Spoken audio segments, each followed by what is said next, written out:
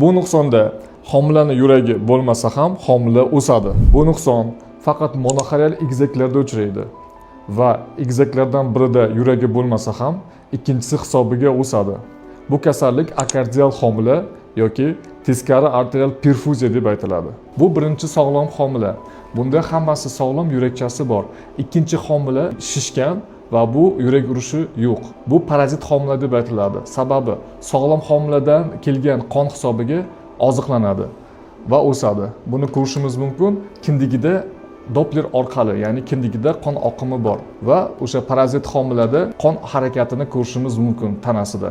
Bu kasallikning oqibati parazit homilaning massasiga bog'liq. Agar parazit homilaning massasi katta bo'lsa, sog'lom homilaning yuragiga nagruzka tushish hisobiga yuragi to'xtaydi.